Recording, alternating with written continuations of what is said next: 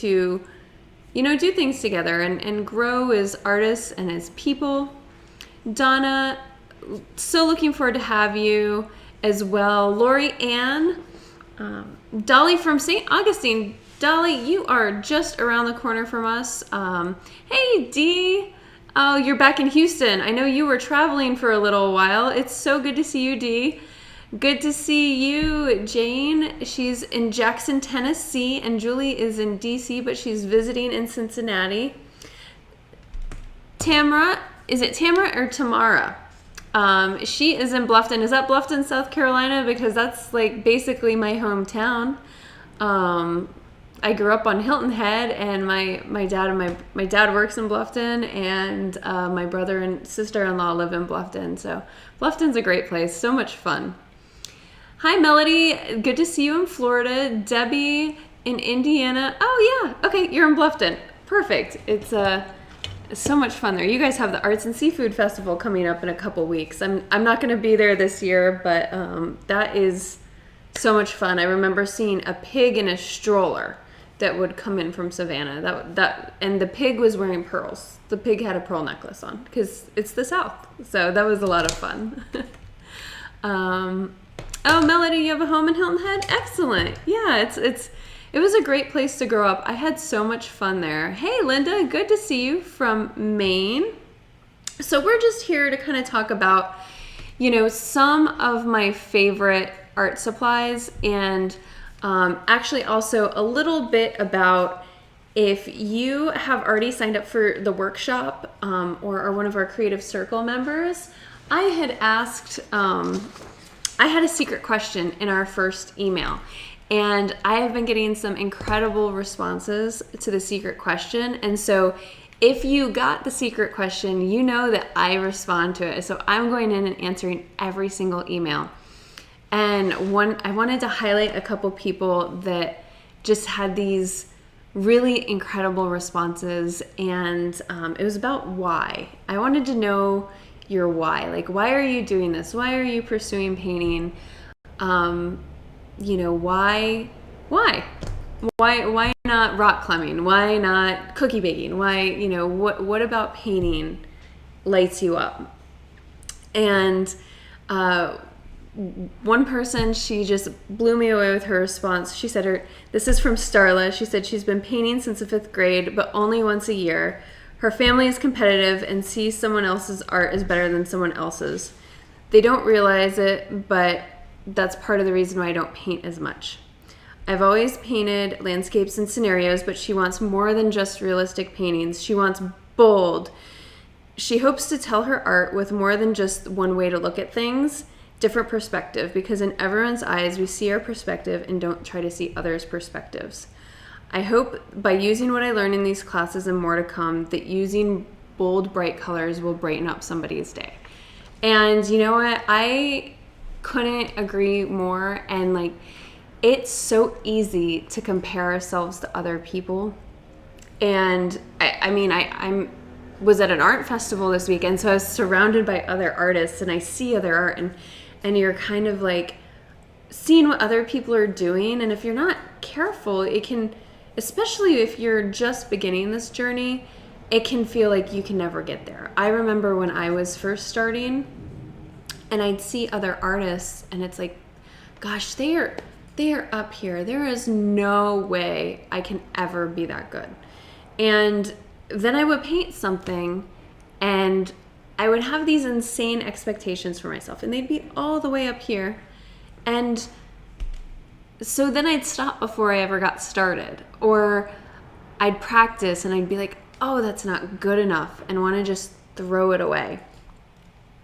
And when I was doing that, I found I wasn't making as much progress as I hoped. And, when I stopped comparing myself to others and I just started doing it for the joy of it, when I just started creating, when I just got in there and kind of started my first 100-day painting project, all of a sudden I looked back after those paintings. I got to about 30 and I made a big improvement. And I wasn't looking at anyone else's paintings. I was just looking at mine. And I saw all this progress. And to this day, you know, I appreciate other artists. I see other artists. I see their technique. I see their color. I see things. I see masters at what they're doing, whether it's, you know, color, technique, portraiture, and I can appreciate it. And even then, sometimes I always feel a little of that comparison, but I always find the most joy when I'm not looking at others. So if you can come into this workshop, not compare yourself to any other person, just come in for the joy, for the process of this, you're going to really have such a wonderful time with this workshop. And you know, it's all about the joy. It's all about painting like nobody is watching. It's all about just embracing color, embracing paint, and having fun. So with that being said, I kind of wanted to show you guys some of my favorite supplies. And some of them we'll be using in the workshop. Others are just things I have fun with, and so you can bring that play into your practice. So one of the questions I get a lot of is what to paint on. What do I paint on? Do I use canvas? Do I use board? What do I use? And I'm going to tell you anything. If you want to paint on cardboard, knock yourself out, paint on cardboard. If you want to paint on paper, I just finished a series of 100 paintings where I painted on paper. Is this is this oriented a little bit weird? Yeah, it is. There we go. Okay, I think we've got this camera correct now. So this right here is watercolor paper. Julie, if your video froze, go ahead and refresh the Facebook page. That means that sometimes Facebook just freezes. And also, I realize this is a little bit ironic to be making this announcement here, but if you don't have Facebook, don't worry. We are going to be having an external link. If you don't want to watch this live on Facebook, but you want the live experience, we are going to have a private link that goes to participants so that you don't have to be in Facebook to participate. And then, as always, we will have the replays available on our learning platform. So especially with Facebook going down, we want to have an alternative. We want to make sure we have a backup. So we will be going live for the workshop. Don't worry about Facebook. If you're not in Facebook, and as I'm saying this in Facebook, I get it. But we'll be sending out a link. So make sure to watch your emails, because we'll be sending out a link each night for the workshop. So what do I paint on? I paint on everything. This is paper. This is watercolor paper. And what I have done is I've gessoed this paper, so it's sealed already. This is an example of watercolor paper that has not been sealed. So they kind of both do different things.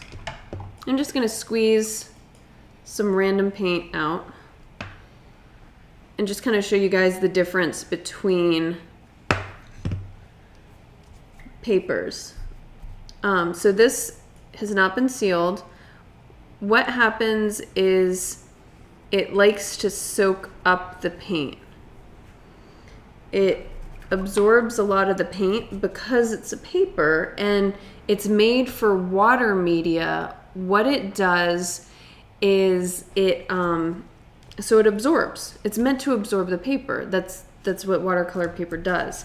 But what I've done here is I've applied a couple layers of gesso, which gesso, I like the Liquitex gesso. Hey Florence, good to see you from Southwest Georgia. I like the Liquitex gesso. This is a really, I like the texture. I like how thick it is. It has great coverage. that's what I use whenever I gesso something. They also have a clear version. The clear version has a little bit more of a sandpaper texture, but I'll use that when I paint on wood. So this, I can use a lot less paint. My paint goes a lot farther because I've gessoed it. This paper soaks up the paint pretty good. So I can kind of do this, and it, when I water it down, this is a lot harder to spread it on because it keeps on soaking it up. And both of these, this one is 140 pound, so it's a little bit more flimsy. And this paper is 300 pound. So it's like almost kind of like cardboard. It's very, very rigid. It's a lot harder to tear. But the heavier weight watercolor paper you get, if you use that, the less it will tend to warp if you have the more paint you put on it. And that's just true for watercolor paper in general. The heavier weight paper it is, the less it'll warp. So yeah, I just do like, I'll just tear up little swatches of these and gesso them, and I'll experiment on it. So if you want to do your painting this week on watercolor paper, knock yourself out. If you have mixed media paper, they have those mixed media pads.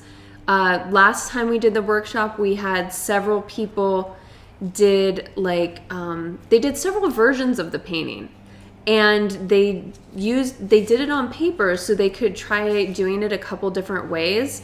And then what they did is the best version that they liked, they then redid on canvas or panel or whatever. So this is a great way if you are just getting going and you're worried about spending money. If you want to have a budget, you can do your experimentations on something less expensive like mixed media paper. And then once you've kind of figured out what you want to do, then you can do it on something bigger. Like, I mean, if you see behind me in the background, I have smaller panels, and then I work up to bigger paintings. So I work out my ideas on a small scale. I make my mistakes on a small scale, and then once I have kind of like an idea of what I want to do, that's when I go big. Before I ever do the workshop painting with you guys, I actually paint it like 2 or 3 times, and I'm working out the ideas. I'm working out how to do it. Like I don't show up day one to the workshop and say, hey, let's paint a sailboat, and I've never done it, you know? So I try to make all of those mistakes ahead of time. Now, there are a couple other options that I also recommend. So one is absolutely 100% recommend canvas. If you have canvas, actually, Joe, would you see if there is a canvas on the back side of my easel? You can get gallery wrapped canvas from Michael's, Hobby Lobby, Dick Blick, Amazon, anywhere that canvas is sold. And it's just going to be wrapped around the edges. It'll be white, and it'll have a texture to it that's canvas. I typically don't paint on it that much, so but I highly, if you're a new painter, get canvas. They have both panels that are flat, kind of like this, but it'll have a canvas texture. It'll just be a very thin panel. That's what would be student grade, perfect for practice. Or, oh yeah, we have some canvas panels. So these are just panels, and they just have canvas, and they're just kind of mounted on like cheap wood. So this is a great, there are a whole bunch of different brands of it. All you're looking is for it to say canvas panel.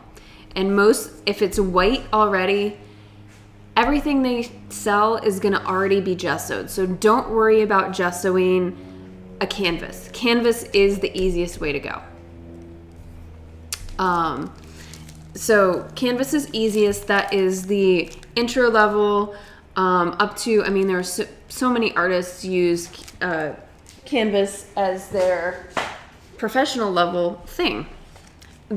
I personally like to paint on wood panels, and please do not feel like you have to as well. Wood panels are just my preference. I like the texture. I like the way they work. It is, it's just my personal preference. So there are these pre-gessoed panels that they sell, and they sell them both thin like this. This is a 1/8 thick, and it's by Ampersand is the company, and they're called Gesso Board. And they also have them cradled, like thick, like you would something to hang on a wall, and it'll already be gessoed. If it's white, that means it has gesso on it. This Gesso Board means it's gessoed. So I just like the panels. It's my own personal preference. There is no wrong way to do this. There is no right way to do this. If you want to, like I said, if you want to bring paper to this party, 100% bring your paper. It is not going to affect, your finished product. Like this, we are doing this for fun. We are doing this for ourselves, and everything we teach and go over is to help you progress as an artist.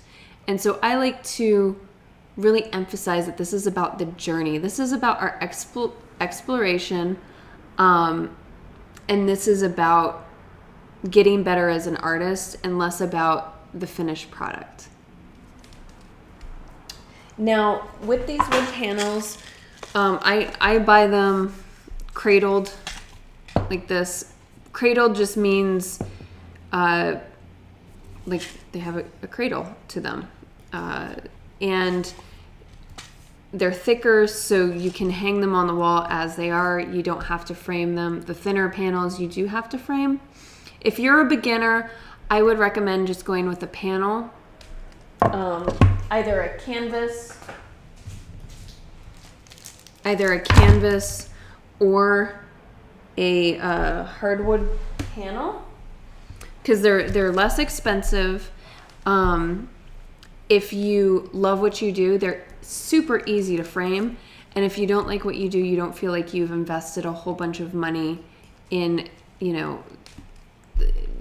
we can raise our expectations so high, we get in our own heads and we keep ourselves from actually learning and make progress. And it's way more important to make the progress than to worry about having a perfect piece. Claire, I do not, these panels, the thin panels, they need to be framed, and they're like 8x10. You can just find an easy frame at Home Goods or at home. I used to love the frames there's a home decor store like Home Goods called At Home. They have some great frames, very inexpensively. I found some like fabulous 11x14 and 16x20 frames for like $20. They were very inexpensive for frames. So I will be painting 16x20, and we do that so that it fits in the camera frame. Go as big or as small as you like. The bigger you go, it will take longer physically to just cover the canvas with paint. So if you want to go small, like I said last time, we had some people that did like 2 or 3 small ones. They figured out what they were going to do, and then they jumped on and did like a bigger one. And in one of the workshops, we had somebody do like a 3 foot by 3 foot. They went really big. So go as big or as small as you feel comfortable. As far as, I always get questions about palettes. Like I said, this is a glass palette.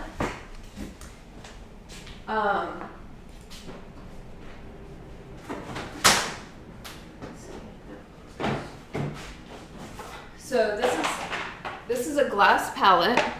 I love it because it's eco-friendly, it's reusable. When you're done, you just scrape the paint off.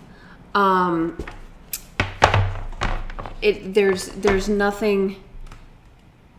This is what I use day to day. Just a piece of glass. So I would say either buy a glass palette, or if you have a piece of tempered glass, you can use that. We have had people in past workshops that have used everything from glass palettes to they have their own plastic. You can get a plastic palette. That's easy. These paper palettes are nice. This is a small version. They make them as big as you want. I personally am a space hog. This glass palette is like 2 feet by 4 feet almost. It's a giant palette. I spread out. I'm really bad at that. But like this is a gray paper palette. And so these are nice because when you're done, you can just, tear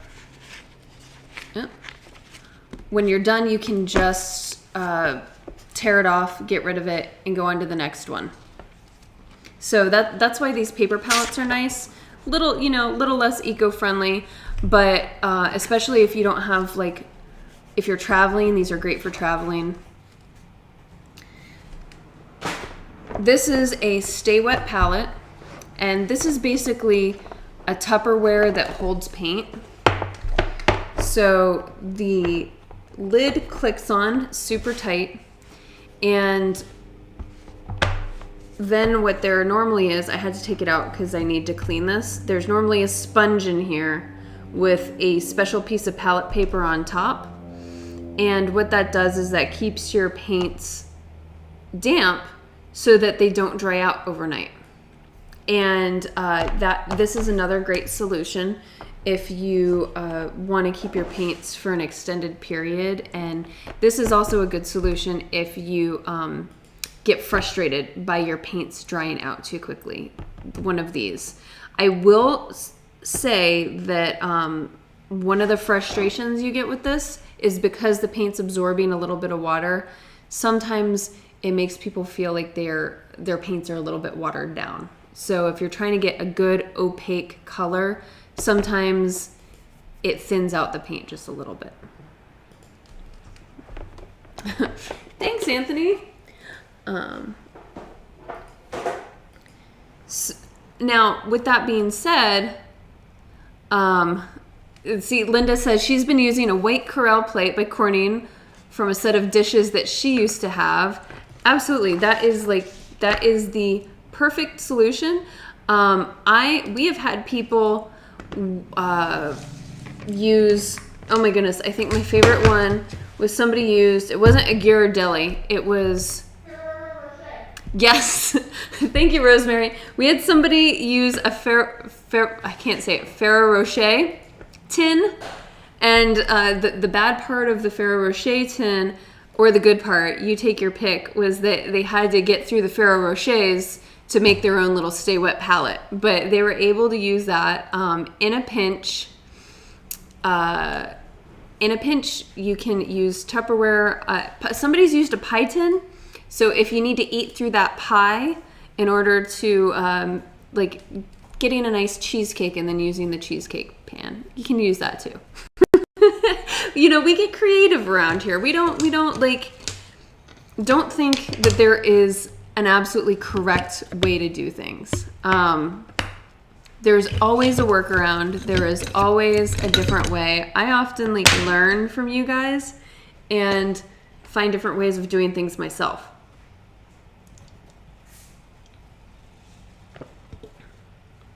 Okay, it's a hydration chamber used for, yes, exactly, Mary. That is exactly what it is. It helps keep your paints from drying out. And I'll walk through this even more in the workshop if you guys have joined. I also keep a spray bottle on hand. This is which actually I need to put this through the dishwasher. I will put this through the dishwasher before our workshop. Oops, sorry. There's a fire truck going by. But I just fill a spray bottle with water, and I will spritz my palette before I put the paint down. And then as I'm painting, I'll spritz it a little bit. I'll spritz the unmixed colors, and it will help keep those piles of paint wet for longer. So that's another way that I help from keeping my paints drying out. Additionally, for all of you oil painters, if you are really acrylic curious and you are just so frustrated by acrylics drying out, you can always use Golden's open medium. This is like, and if you've used oils, you're probably used to using some kind of medium, whether it's linquin or linseed oil, or adding a little bit of odorless mineral spirits at the beginning of painting. When I painted with oils, I mixed solvents and mediums a lot more in with my paints. So you'll be familiar with doing that and kind of used to that rhythm. You can do the same with this. This is the open medium. You can combine a little bit of this with your paint, and it will slow down the drying time. You don't want to add too much or else it'll never dry, but this does help if you're in a part of the painting where you want things to blend more, and you want to have wet into wet. Carol uses a plain white china plate from Dollar Tree. It's a square about 8 inches by 8 inches, and it's super easy to clean up with water. That is a fabulous solution. Since acrylic is plastic, a lot of the times if you use a plastic plate, for example, or like melamine or a plastic surface, you can often just literally peel it up. The nice thing about glass is that I can scrape it, which y'all saw me do. I spritz it with a little bit of water, and then I scrape it, and then I'll come in and just kind of tidy it up. As far as brushes go,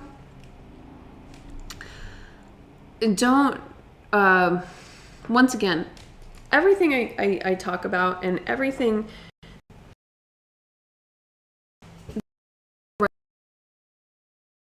is no gated proper way. If you have this one supply, you will be a master artist. If you have this one medium, you will be a master artist. This entire process is about you figuring out what works for you. So I may love brushes. I may love thick, rough brushes. You may love working with like palette knives, and you may love the texture of working. There's all kinds of tools out there. Like this is what I'm having a lot of fun with right now. And these are scrapers. They are technically ceramicist tools. So they're technically supposed to be tools used for throwing pottery. Magazine pages, a great way to mix paint. So these are tools for ceramicists, and they're supposed to help them mold and use, and like when you're throwing a pot, I think you use this to kind of sculpt the clay, is at least what it says on the Dick Blick website. That's not necessarily how I use them, clearly. I use them to more like a palette knife to put paint on and scrape it back off and add a little bit of texture. Let's see. I'm looking at y'all's questions as you ask. How do I determine what paint brushes to use before painting or during the process? So it's a little bit of feel, it's a little bit of practice. It's a little bit of, you know what you like and you get used to it, so you know how things perform. It's like if you're a cook and you're used to spices, you know how oregano is going to work. You know what that tastes like. You know if you like cilantro. you know, cinnamon maybe doesn't go with garlic. It could go with garlic, but it's like you kind of know what flavors work together as you get to know this. And until you get that feeling, it's great. This is where these step-by-step processes and workshops are good. And as you work through this, I want you to really think and examine, you know, do I like this? Does this feel good? Does this move in a natural way? Do I like this? Do I like this tool? Do I like this color? Do I like this thing? If it is, like, put a pin in it and remember it. Make a note. If it doesn't, try it out. See if maybe there's something you can learn from it. And if not, you know, move on. Not everyone loves cayenne, and that's okay. You know?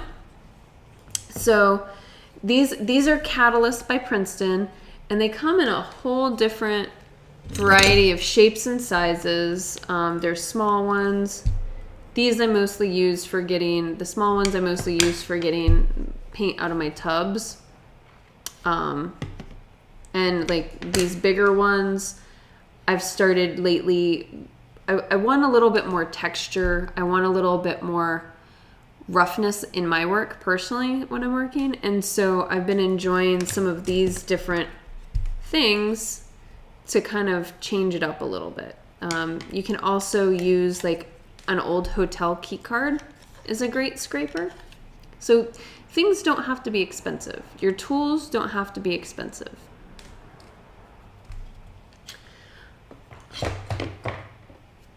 So as far as brushes, like I always get questions about what is a chip brush. A chip brush is a really cheap, rough brush. So you'll find these brushes, like this one. This one's super cheap. You can tell how cheap they are by if they rust or not. So these are really, really inexpensive ones. And also the weight of the wood. Like this is probably, feels like balsa wood. It's super, super lightweight. These are very, very inexpensive. They're 2-inch ones. And I think I got them from like Home Depot or, you know, Lowe's, something like that. Some home improvement store. Not expensive. They're rough. Oftentimes with these brushes, the bristles fall out a lot. So I only use this for like backgrounds or when I'm gessoing or when the first day when we tone the canvas. After that, once I get into like the more delicate parts of the painting, or if I want any kind of precision, I don't use these. This is more of a wash brush. You'll also see this. These hold a ton of water.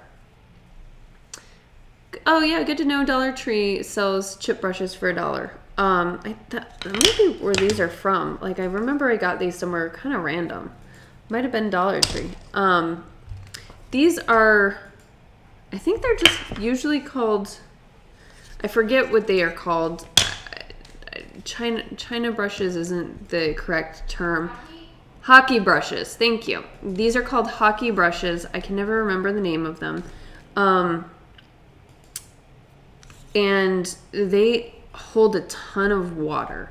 So if you are trying to do a wash, these are great brushes. And a wash is kind of more of almost a watercolor when you water down the paint a lot and you want it to be a very light application.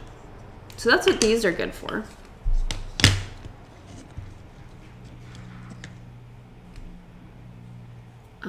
Let's see. And then I use, this is my favorite brand. They're just good solid workhorse brushes. They're called Silver Whites. Dick Blick, I think, carries these. I haven't seen them as much anywhere else, but the Silver Whites, I like them. They're the white synthetic bristles, so acrylic paint doesn't destroy them. Acrylic paint can be really harsh on expensive natural bristles. So when you get into oil paint or watercolor, there are really lovely, very expensive brushes. Watercolor, some of the watercolor brushes are like $100 each. We don't need those. If you find yourself in the $100 brush aisle, unless you very specifically have a reason why, I would walk right back out again, because we don't need that for what we're doing. These are very affordable. They have a great life to them. They sustain my abuse all the time. So I highly recommend these silver whites. You can have bright or filbert. Either one of these will work. Filbert just means it's a little bit more of a rounded tip. It's just a bit more of an organic stroke. And once again, this is where you'll figure out what feels good to you. Some people prefer filberts. Some people prefer brights. And then there's another kind of brush, which, oh man, this is a well-loved one. This is a round brush, and they are generally supposed to come to a tip.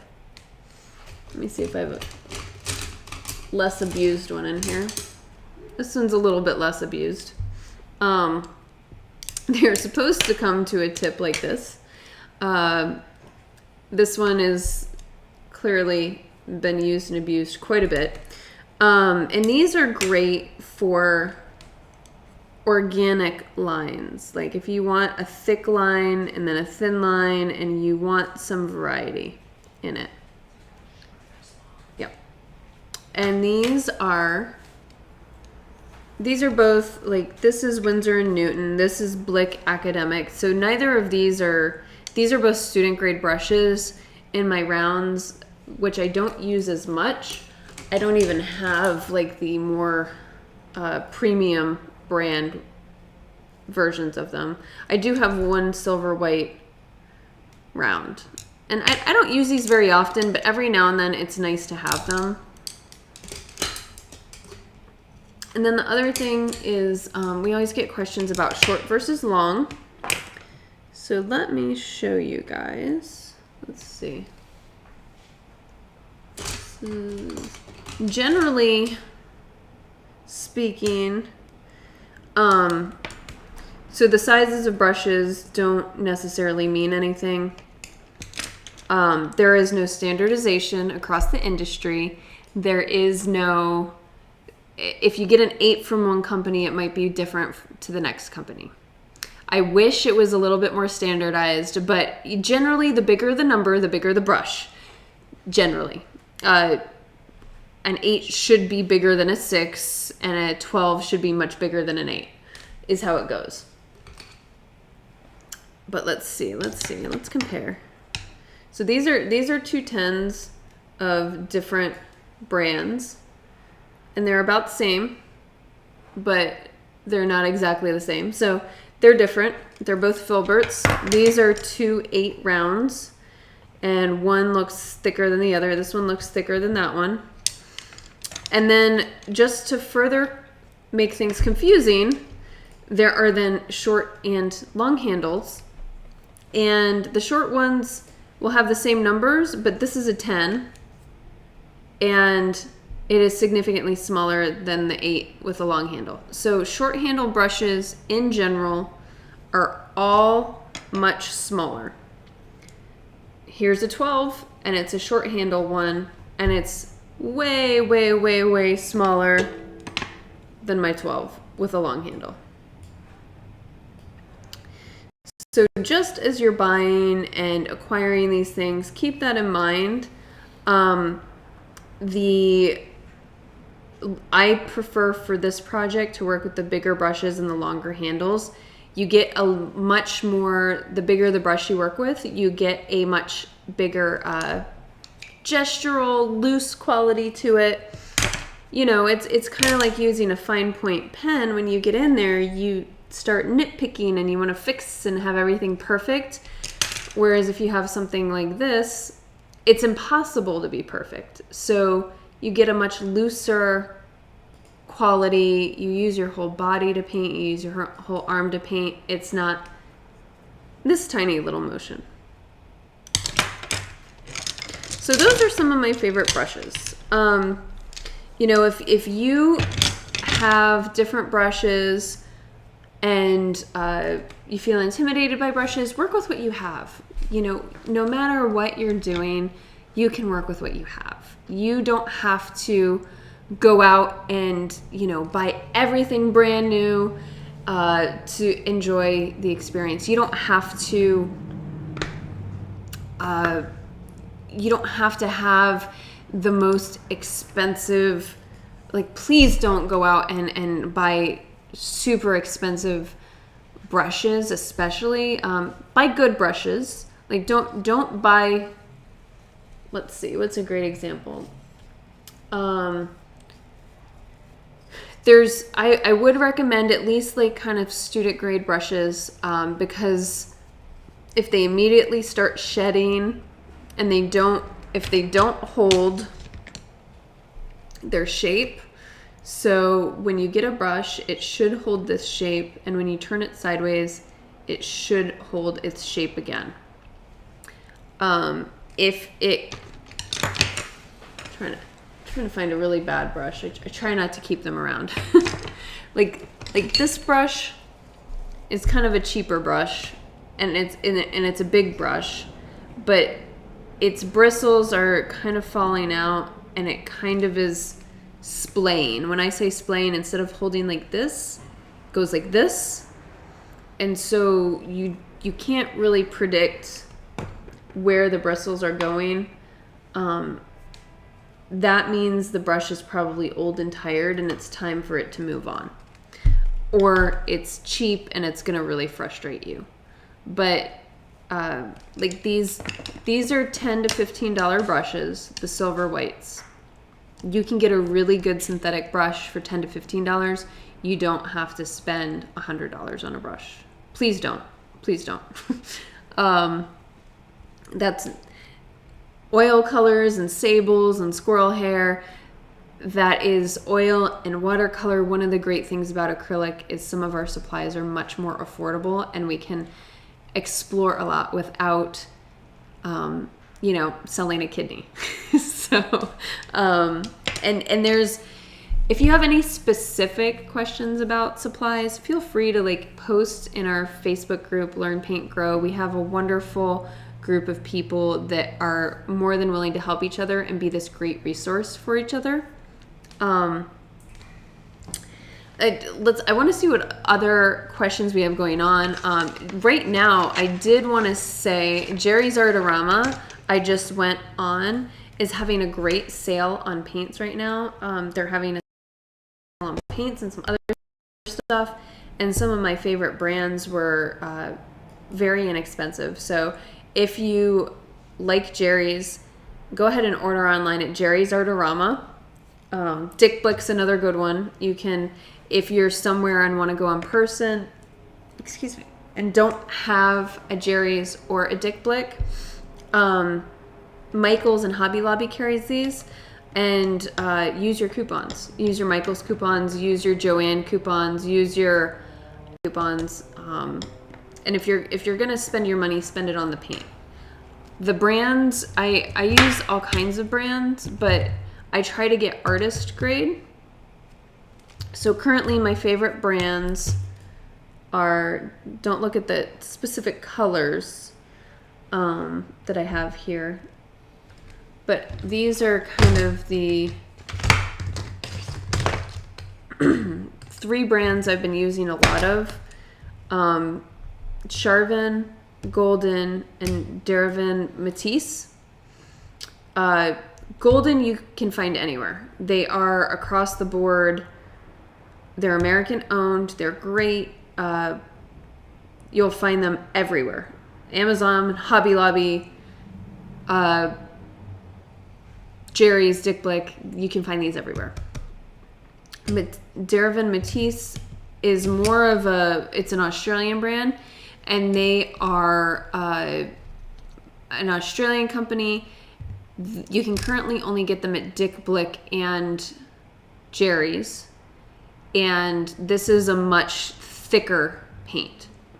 So it's very thick, it's very heavy. Sometimes it can be a little bit under circle because they're very Australian. And then Charvin and his flowers. And so I love some of their colors. And I highly recommend theirs. They also have a great consistency. It's not as heavy as this one. It's just a really rich, buttery, lovely thing to work with. I like it. So once again, you'll figure out what you like. There are always, like you see Lucas Krill. You'll see Liquitex Basics. So Lucas Krill and Liquitex Basics are both student grade paints. Claire, if you refresh your screen, it's still going. You're good. These are student grade paints. They're okay, but there's not as much pigment in the paint. So what'll happen is you'll go to mix your colors. It's not as high of quality of pigment. There's not as much pigment in the paint. You'll use a lot more paint. It tends to be, I don't say this scientifically correctly ever, higher viscosity. So it feels more liquidy. It's more squishy. So sometimes that can, was that the correct way to say it? Higher viscosity? My husband's an engineer, so he's behind the camera just like shaking his head at me. But it is not as heavy of a body. So sometimes it can be much harder to work with. The more viscous it is, the more thick it is. Okay, so it's a lower viscosity. So runny, okay, honey is high viscosity. Okay, so I'm getting runny and honey. I'm getting a science lesson here right now. So this high viscosity, this honey. Low viscosity. This honey. Is more like honey. This is more like runny. So if you see Lucas, if you see Liquitex Basics, they're okay. They're the budget version. If you're going to spend your money anywhere, I always recommend the artist grade paints. That is where you're going to get the bang for your buck. And, you know, beyond this experience, a 2-ounce tube. This is a 2-ounce tube. This will last you a plenty long time. You don't have to get the big ones for this. Get a big white, but all the other colors, just get the small tube. You're more than fine with that for this project. And these will last you far beyond this project. It will last you for several paintings. And the other thing I wanted to talk about, so let's see. We had another person that as they were, you know, telling me their why, and I just kind of wanted to read that and kind of, you know, invite you to join us in this workshop. So this person said, on a whim, I took art classes 30 years ago while in college. My professor was kind, encouraging, and an excellent instructor. For a few hours every week, my mind calmed and my stress dissipated. But I wasn't very talented, and as I aged, I became critical of my artistic self. I guess adulthood can do that. Then recently, I stumbled upon Shelby on social media and signed up for an online class. I could be anonymous and not worry if anyone saw my work. I desperately needed something again to help my stress level and calm my mind. Shelby was kind, encouraging, and an excellent instructor. She went beyond just putting paint on canvas. She taught how to be gentle with my artistic self and how to have fun. And to not be intimidated by the creative process. And be affordable to the everyday art student. That is my story and my why, and I'm ready for my next adventure. Oh, and I love the support the participants give one another. Sorry, guys. We can be so hard on ourselves. And when I saw this, it meant so much to me because we hold ourselves to such impossible standards as people, as the last 18 months with COVID and family and friends and stress and things being hard. And what we do for moments like this, taking time for ourselves, makes us better people for the rest of the outside world. And so reading this just it just made my day, because it means that what we do matters. It means that the stories that we tell and how we let people into our lives and how we take that time to nurture ourselves, not be self-critical, it makes a world of difference. You know, it's as when we're kids, we do creative things without abandon. We run, we fall down, we scrape our knees, we combine colors that we didn't, adults tell us we shouldn't combine them. And as we grow up, we lose that joy, we lose that freedom, and we become less than, because we are worried about what other people think. We're worried about doing the right thing. We're worried about fitting in. And we lose a little bit of ourselves when that happens. And so if you can take some time for yourself, it doesn't have to be this. If it's just journaling, if it's going for a run. One of our Creative Circle members is doing this incredible series about her running paths. She loves running. And so she is documenting her journey through paintings of where she goes running. You know, it doesn't have to be, the things we do don't have to be masterpieces in museums. You know, it can just be a quiet moment by ourselves, 10 minutes. That's all the energy that we have. But taking that time for ourselves is so important. And not just for ourselves, but to validate our stories. Because that means that we are worth it and we are people. And so that's really what art's about. It's not about a sailboat. It's not about color. It's about sharing our story with the world